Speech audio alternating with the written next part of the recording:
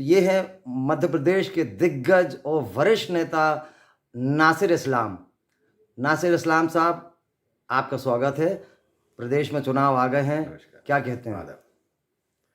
जी हाँ, प्रदेश के अंदर चुनाव आ गया एक दफ़ा फिर, और मध्य प्रदेश की जनता को एक दफ़ा फिर मौका मिला है कि वो अपना जनादेश दे।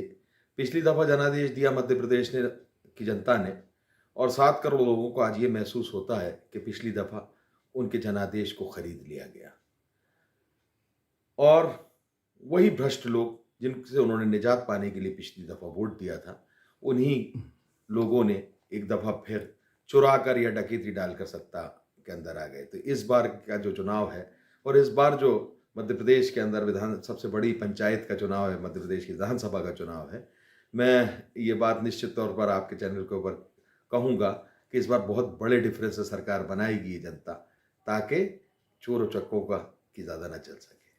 क्या आपका एजेंडा लेके चल रहे हैं आप इस सरकार में? आपकी सरकार बनेगी तो आप क्या ऐसा करने वाले हैं कि जो देखिए, मध्य प्रदेश की जनता को हमारे नेता आदरणीय कमलनाथ जी ने बताया है कि किस 11 वचन दिए हैं मध्य प्रदेश की के अंदर।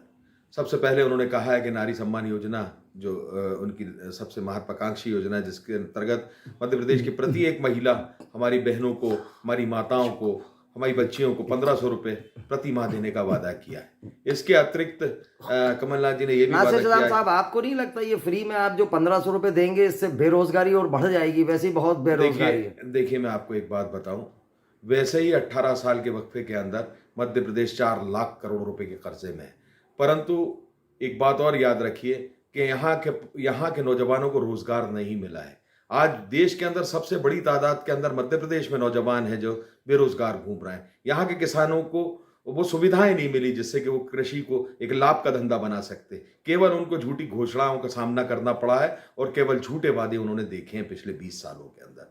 तो इन सारी चीज़ों को एक दफ़ा लाइनअप करने के लिए निश्चित ही आवश्यक है कि पहले उनको आर्थिक सहायता और मदद पहुंचाई जाए। और जिस महंगाई के दौर के अंदर आज मध्य प्रदेश का आदमी जी रहा है, जिस प्रकार से 250 रुपये किलो का टमाटर बिका है, जिस प्रकार से 110 रुपये के लीटर का पेट्रोल बिकता है, 100 रुपये लीटर का डीजल बिकता है, बिजली के नाम पर लूटा जाता है मध्य प्रदेश। आप 100 रुपये का पेट्रोल 70 रुपये में कैसे ले आएंगे? ये तो आपके लिए भी पॉसिबल नहीं है सर। देखिए, आप एक बात जानते हैं क्या कि देश के अंदर सबसे बड़ा सेस टैक्स मध्य प्रदेश लगाता है।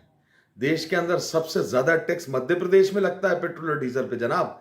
और मध्य प्रदेश के अंदर जब एक ट्रक ड्राइवर घुसता है तो मध्य प्रदेश को पार हो जाने के बाद ही डीजल डलाता है अपनी गाड़ी में। क्यों? क्योंकि मध्य प्रदेश सरकार अतिरिक्त टैक्स वसूल रही है, और शिवराज जी अपने आप को मामा कहकर वो तमाम भांजियों के पतियों को लूटते हैं सब चीजों के अंदर। अरे एक साहब, गुमराही का रास्ता दिखाते वो हैं। तो लाडली बहन योजना में अब 1200 रुपये महीना दे रहे हैं, राशन फ्री दे रहे हैं, 5 किलो राशन दे रहे हैं। आपकी जो भाजपा सरकार है वो 80 करोड़ लोगों को फ्री में राशन दे रही है। आपको लोग वोट क्यों देंगे? जब उनको फ्री में मिल रहा है तो आपको वोट क्यों देंगे लोग? जब आप देश के नौजवानों से रोजगार छीन लेंगे, जब आप देश के उपक्रमों को बेच देंगे, जब देश के अंदर आप महंगाई की तबाही फैला देंगे, जब देश के अंदर आप इतिहास का सबसे महंगा पेट्रोल और डीजल बेचेंगे, जब देश के अंदर आप सबसे महंगी सब्जी और रोजमर्रा के इस्तेमाल में आने वाली चीजें बेचेंगे, तो निश्चित रूप से कोई ढकोसला करना पड़ेगा।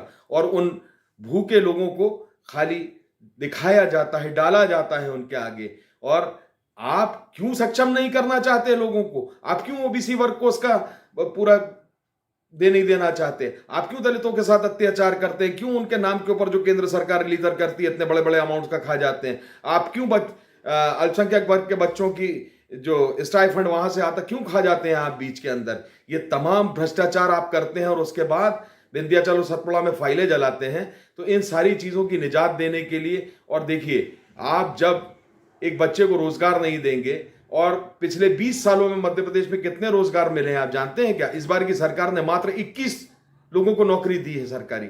शर्म आना चाहिए। आज मध्य प्रदेश महिला अत्याचार के अंदर नंबर 1 पे जा रहा है। आज मध्य प्रदेश महंगाई के अंदर नंबर 1 पे जा रहा है। आज मध्य प्रदेश पूरी दुनिया में सबसे महंगा पेट्रोल और डीजल बेच रहा है। और उसके बाद यहां का मुखिया फाइल जलाकर निकलता है, हाथ झाड़ कर कहता है मैं मामा हूं। अरे तू कंस मामा है, तू अत्याचारी मामा है। तूने दलितों के आपने देखा आदिवासियों के सर के ऊपर कैसे पेशाब करते हैं ये भारतीय जनता पार्टी के लोग। आपने देखा किस प्रकार से किसी की आवाज बुलंद नहीं होने देते ये भारतीय जनता पार्टी के लोग। आपने देखा किस प्रकार हिटलर की चाल चलने वाले, दो बेचते हैं पूरे देश के उपक्रमों को, दो खरीदते हैं, 2x2 की सरकार, अडानी और अंबानी के इशारों पर चलने वाले, 4 बार ड्रेस बदलकर प्रधानमंत्री आदरणीय मोदी जी क्या, और उसके ऊपर अगर सवाल उठाते हैं राहुल गांधी देश की सबसे बड़ी पंचायत में, तो बड़े अफसोस की बात है कि उनकी सदस्यता छीन ली जाती है। क्या दिखाना चाहते हैं आप? तो हिटलर से ही बड़ा अपने आप को उदाहरण पेश कर रहे हैं देश दुनिया के अंदर, और किस प्रकार से पूरे देश की इज्जत को इन्होंने दांव पे लगाया है। बाहर जाकर देखिए लोग किस तरह मध्य प्रदेश, हिंदुस्तान का नाम एक का स्तर गिरा कर रख दिया। तो ये सारी चीजों के अंदर, और उनके शागिर्द हैं एक जनाब यहां पर जो अपने आप को मामा कहते हैं। तो फिर मामा जी ये बताओ तुम कौन से मामा हो जो देश के अंदर प्रथम नंबर पे महिला अत्याचार होते हैं तुम्हारी भांजियों के साथ? है कोई जवाब इनके पास?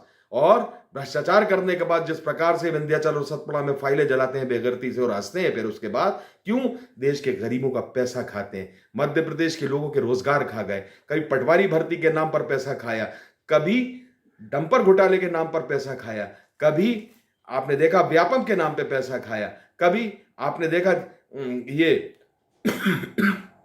चिकित्सा के नाम पर पैसा खाया, कभी बिजली के मीटरों, बिजली के फर्जी बिल, और वो मीटर जो इतने तेज चलते हैं। नासिर इस्लाम साहब, ये तो जो आप बता रहे हैं भ्रष्टाचार तो तमाम सरकारों में रहा, कोई भी सरकार रही और होता रहता है।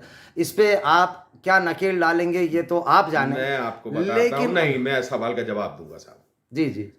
कुल 185 करोड़ का ऋण था मध्य प्रदेश के ऊपर जब कांग्रेस की सरकार यहां से गई थी, परंतु आज जानते हैं 4.5 लाख करोड़ का कर्ज है मध्य प्रदेश के ऊपर। मैं पूछना चाहता हूं तुमने कैसी सरकार चलाई शिवराज, जो आज हमारे यहां पैदा होता है बच्चा तो 50,000 से ज्यादा कर्ज लेकर पैदा हो रहा है मध्य प्रदेश के अंदर। आज मध्य प्रदेश की माओं के हाल पूछोगे जिनके बच्चे पालने के अंदर है और 50,000 के कर्ज में आ गए, जिनको कोई नौकरी नहीं मिलना आगे, जिनको कोई शिक्षा ढंग की नहीं मिलना, जिनको कोई चिकित्सा ढंग की नहीं मिलना। आप क्या देना चाहते हैं मध्य प्रदेश के लोगों को? एक बीमारू राज्य, एक पिछड़ा हुआ राज्य, एक वो राज्य जिसके अंदर महिलाओं पर अत्याचार होते हो, एक वो राज्य जिसके अंदर आदिवासियों पर अत्याचार होते हो, एक वो राज्य जिसके ऊपर मंसूबे घड़कर अल्पसंख्यक वर्ग के ऊपर अत्याचार होते हो। ये सरकार है और ये घिनौना रूप है। ये तो खरीद कर विधायकों को सब बनाने वाले लोग हैं। ये किसी के लिए क्या करेंगे और क्या करना चाहेंगे? आपकी सरकार इस जो आपने अभी मुद्दा उठाया कि बेरोजगारी बहुत बढ़ गई और महंगाई बहुत बढ़ गई, आपका क्या एजेंडा है सर कि आप इस महंगाई और बेरोजगारी को कैसे नीचे लाएंगे? ये इन्फ्लेशन को आप नीचे कैसे लाएंगे? देखिए, हमारे मुख्यमंत्री ने कई बार, कमलनाथ जी ने ये बात कही है, वो दुनिया के बेहतरीन इकोनॉमिस्टों में से भी एक है, क्योंकि बिजनेसमैन भी बहुत है, सक्सेसफुल बिजनेसमैन। वो जानते हैं किस प्रकार जनता के पास पैसा, मनी को सर्कुलेट करना होता है जब कहीं जाकर। 17 साल तो शिवराज अपना पेट भरते रहे, 17.5 साल अपना पेट भरा, अब 4 महीने से इनको बहनों की याद आ गई। सर मेरा सीधा सवाल, आप इसके लिए क्या आप सिर्फ उनको जिम्मेदार ठहरा रहे हैं? आप ये नहीं बताना चाह रहे कि आप बिल्कुल का एजेंडा का आपकी सरकार बनाएंगे तो आप इसके लिए क्या करेंगे? आप सुनने के लिए समय लेंगे तो फिर जरूर सुन सकेंगे।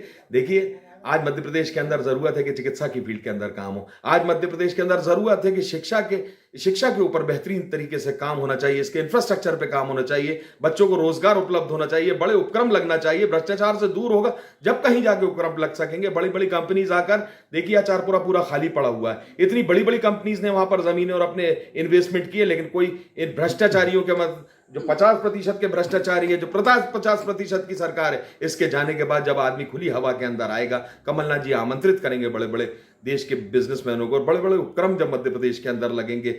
और सबसे ज्यादा बड़ी बात यह है कि हमारे किसान भाई को अगर वक्त के ऊपर बिजली मिलेगी, वक्त के ऊपर पानी मिलेगा, वक्त के ऊपर खाद मिलेगी, वक्त के ऊपर बिजली मिलेगी, वक्त के ऊपर बीज मिलेगा, वक्त के ऊपर बारदाना मिलेगा, अन्य सुविधाएं मिलेगी, तो एक कृषि मध्य प्रदेश के अंदर भी एक लाभ का सौदा होगा, और लाभ का सौदा होगा तो निश्चित रूप से मध्य प्रदेश को फायदा होगा, और मध्य प्रदेश एक बीमारू राज्य से उठकर एक उत्कृष्ट राज्य की तरफ बढ़ेगा आगे। और ये सिर्फ किसी ईमानदार आदमी के हाथ में ही हो सकता है, ऐसे भ्रष्ट बेईमान और चोरों के हाथ में नहीं हो सकता। तो ये सिर्फ आपके ये चुनावी वादे हैं या आप वाकई कुछ देखिए ग्राउंड लेवल पे कुछ वाकई करना चाहते हैं? देखिए, 15 महीने की सरकार थी जिसमें 3 महीने तो आचार संहिताओं में निकल गए, 12 महीने में कमलनाथ जी ने वो करके दिखाया था कि प्रदेश के अंदर एक खुशहाली की लहर थी, एक ठंडी हवाएं चलने लगी थी विकास की प्रदेश के अंदर, और एक प्रदेश के लोगों को एक महसूस होने लगा था।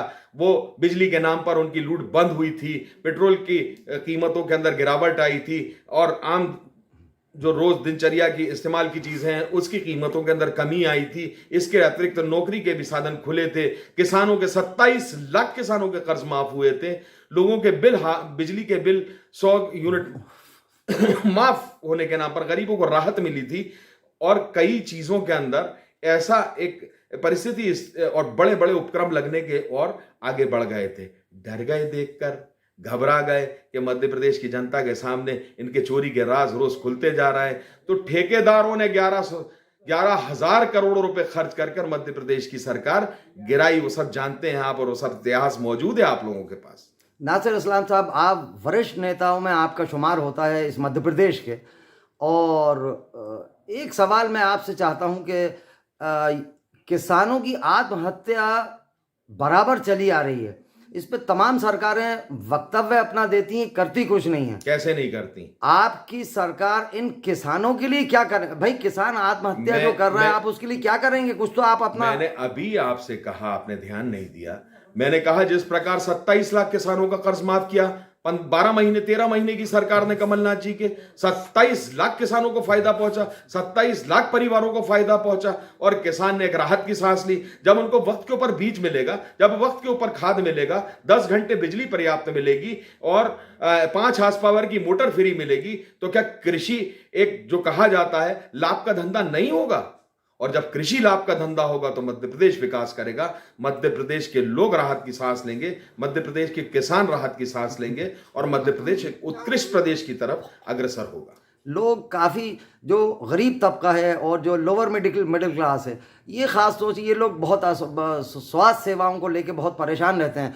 ये इस स्वास्थ्य सेवाओं को मैं आपका कोई क्या, ये जैसे केजरीवाल जी ने दिल्ली में महिला क्लिनिक शुरू करके और एक बहुत अच्छा कार्य किया, ठीक है आपकी विचारधारा उनकी विचारधारा नहीं मिलती, लेकिन क्या आप भी उस पैटर्न पे कोई महिला क्लिनिक या कुछ? मैं आपकी जानकारियों को श्रीमान जी दुरुस्त करना चाहूंगा। केजरीवाल जी की योजना नहीं, वो मनमोहन सरकार की योजना थी, वो यूपीए सरकार की योजना थी महिला क्लिनिक की, और उसको दिल्ली ने अडॉप्ट किया। अच्छी बात है, अच्छे फेम पे अडॉप्ट किया, लेकिन मध्य प्रदेश में तो लूट मची हुई है। यहां पर जो वो कार्ड बनाया गया है मेडिकल इस्तेमाल का 5 लाख की, जिसके अंदर सुविधा देने की बात की गई है, उसके नाम पर तो लूट हो रही है। यहाँ के प्राइवेट अस्पताल जो है मरे हुए लोगों का 5-5 लाख का इलाज कर देते हैं, जो आदमी आकर एडमिट ही नहीं हुआ, और छापे पड़ते हैं और जब वो निकलती है परंतु क्या है, आज ईडी जो है देश के अंदर केवल उन्हीं जगहों पर काम कर रही है जहां पर भारतीय जनता पार्टी की सरकार नहीं है। अगर ईडी और सीबीआई मध्य प्रदेश का रुख कर ले तो शिवराज सिंह जी आने वाले जो वो कह रहे थे ना, एक दफा फिर उनको वही चिड़िया बनना पड़ेगा, जिंदा होंगे और फिर भी जेल में रहेंगे। इतने 100 साल जेल में रहना पड़ेगा श्रीमान जी को। जितने मंत्री हैं 50-50 साल की सजाएं होंगी। जिस प्रकार से इन्होंने चिकित्सा के नाम पर लूटा है, इन्होंने शिक्षा के नाम पर लूटा है, इन्होंने गरीब को लूटा है, इन्होंने अनाज के नाम पर लूटा है, इन्होंने भर्ती के नाम पर लूटा है, इन्होंने डंपर के नाम पे लूटा है, इन्होंने नौकरी के नाम पे, इन्होंने किस चीज को छोड़ा है? और साथ के अंदर ये बेहरूपिये भी हैं। ये कंस मामा एक रूप धारण करते हैं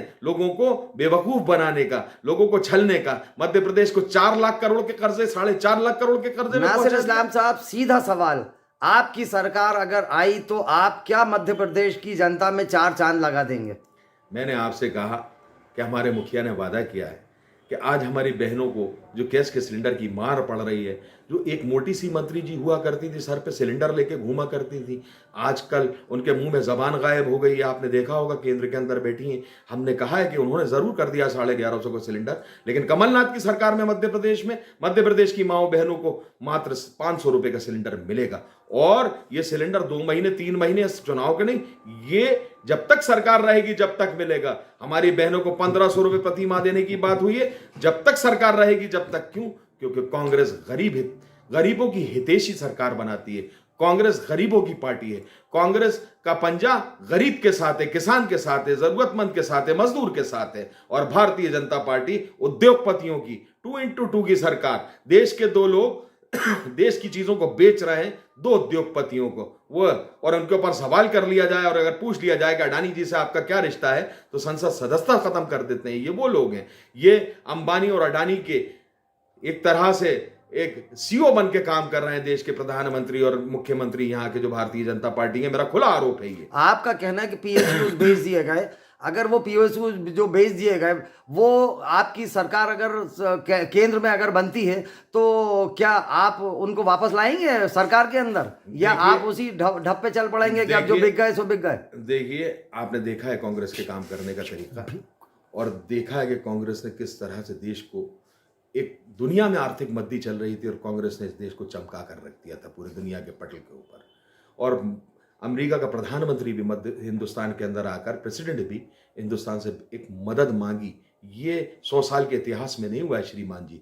अब मैं आपको ये बताना चाहूँगा कि जो पीएसओ बिक गए हैं, जो अडानी जी आज देश की संपत्ति को खरीद रहे हैं, जो रेल को खरीद रहे हैं, जो जेल को खरीद रहे हैं, जो बिजली को खरीद रहे हैं, जो दूसरी चीज़ों को, निश्चित ही इनकी जांचें होंगी और जब जांचें होंगी तो उसी का डर तो है ना। जांचें तो नासिर इस्लाम साहब सिर्फ बैठती हैं, उनका कोई नतीजा कभी नहीं आया। कैसे नहीं आया? नतीजे नहीं आते सर। जनता की आवाज के ऊपर बगैर नतीजा आए अपने मंत्रियों को मनमोहन सिंह जी ने जेल भेजा है। आपने मेरे सवाल का अभी भी जवाब नहीं दिया कि ये पीएसयू जो आपका आरोप है कि बेच दिए गए हैं प्राइवेटाइजेशन के नाम पे, आपकी सरकार केंद्र में अगर आएगी तो क्या आप इनको वापस लाएंगे? मैंने आपसे कहा, देखिए, देश किसी की प्राइवेट संपत्ति नहीं है।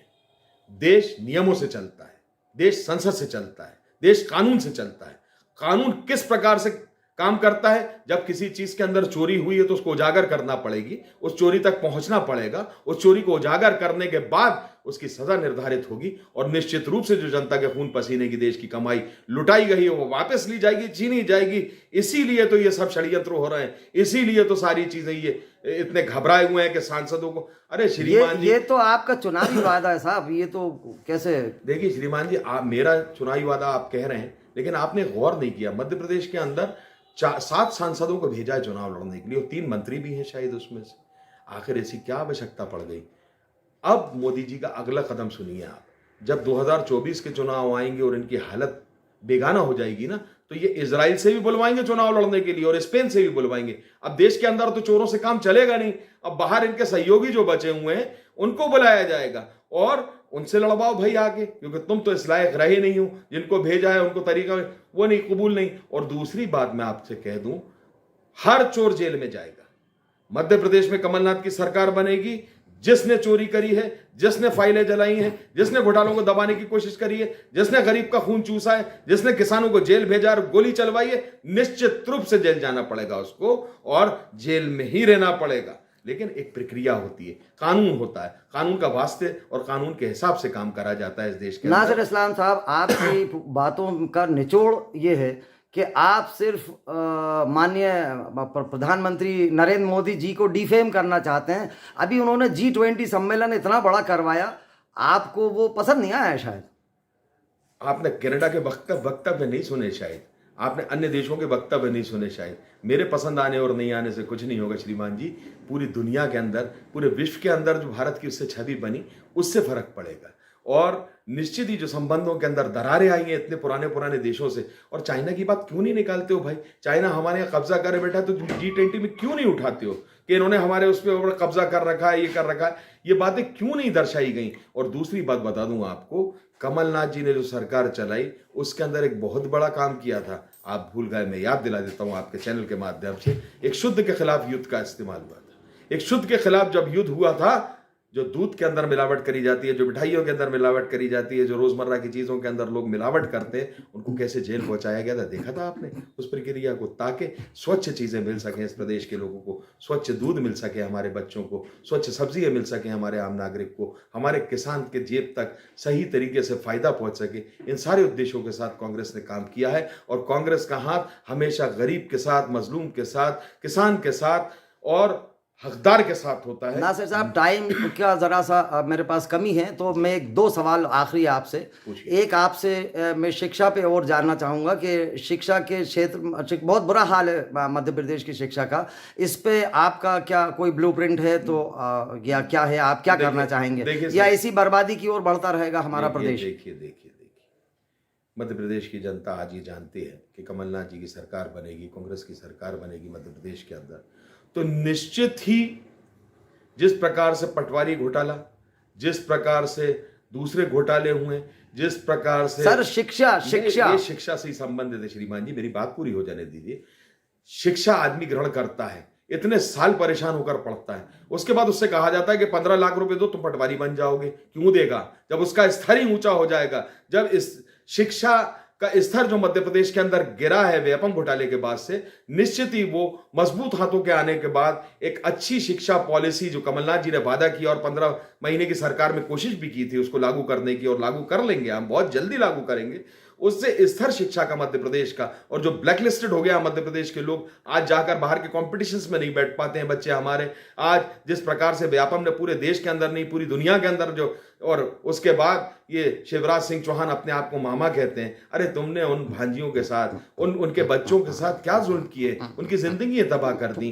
तो ये शिक्षा के स्तर के अंदर सुधार आना मध्य प्रदेश के अंदर अत्यंत जरूरी है, और बहुत बड़े पैमाने के ऊपर इसके इंफ्रास्ट्रक्चर के अंदर, इसके अंदर जिस प्रकार से आरएसएस ने अपने कोर्सेज को घुसाकर मध्य प्रदेश के बच्चों के दिमाग को दूषित करने का प्रयास किया, वो सब भी उसके ऊपर भी देखा जाएगा, और उसको बराबरी से जांच करने के बाद जो सही शिक्षा, जो एक स्तर की शिक्षा है पूरे देश के अंदर जिसका स्तर रहा है, उस स्तर के ऊपर मध्य प्रदेश को लाने का और उसे ऊपर ले जाने का भी प्रयास करेगी ये सरकार। नासिर इस्लाम साहब, आखिरी और बहुत कड़वा सवाल पूछिए।